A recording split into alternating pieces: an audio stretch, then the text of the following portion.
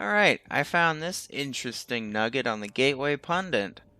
Developing U.S. halts funding to UN agency following allegations of employees' involvement in October 7th Israeli mass yeeting. Ruh-roh.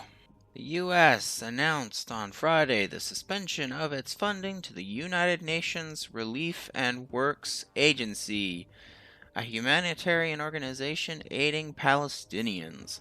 This decision follows allegations of the involvement of 12 UNRWA employees in the Hamas terror attack in Israel on October 7th.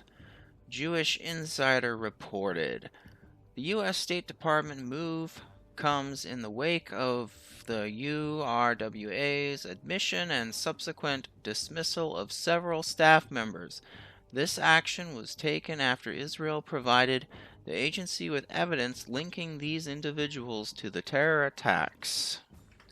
UNRWA Commissioner General Felipe Lazzini said in a statement, and yeah, by the way, I probably said the name wrong, the Israeli authorities have provided UNRWA, I'm really getting tired of saying that, with information about the alleged involvement of several employees in the horrific attacks on Israel on 7th of October.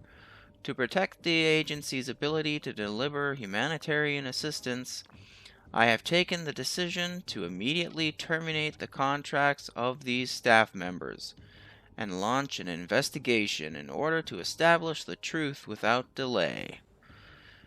The UNRWA employee who was involved in acts of terror will be held accountable, including through criminal prosecution. Well, I hope so. UNRWA reiterates its condemnation in the strongest possible terms of the abhorrent attacks of 7th of October and calls for the immediate and unconditional release of all Israeli hostages and, well, technically there's other hostages other than Israelis, but anyway, and their safe return to their families. These shocking allegations come as more than 2 million people in Gaza depend on life-saving assistance that the agency has been providing since the war began. Anyone who betrays the fundamental values of the United Nations also betrays those whom we serve in Gaza, across the region, and elsewhere around the world. The Biden regime is not happy. Traditionally, they are a strong backer of the UNRWA,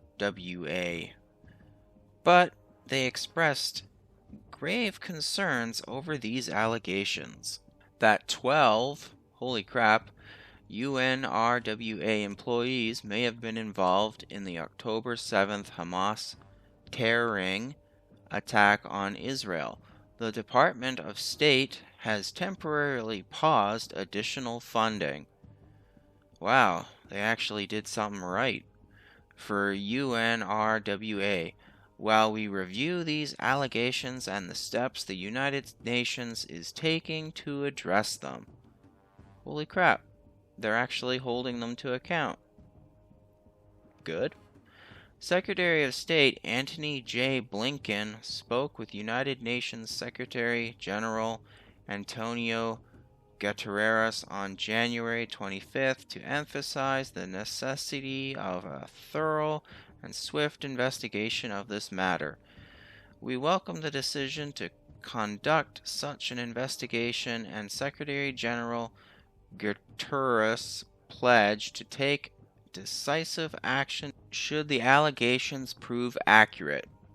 We also welcome the UN's announcement of a comprehensive and independent review of UNRWA.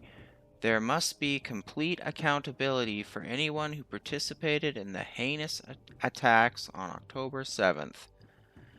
Normally when you think of the Biden regime, I don't really think of accountability, so it's kind of strange. But then again, this Blinken guy, he's a supporter of Israel, so Yeah, he's gonna hold the UNRWA to account for sure. Now, me personally, do I think that one of the captors was a UN agent? Yeah, it's possible. The whole we have to hire diversity and inclusivity and all that. Diversity hire, in other words. This article goes on for a bit more, but it's mostly just political back and forth. Anyway, I saw this article and I was surprised, but at the same time, I wasn't really surprised because I immediately thought of diversity hires, some of them being, Palestinian and having maybe sympathies for Hamas. Anyway, that's it for my thoughts on this matter. Take care out there in Clown World.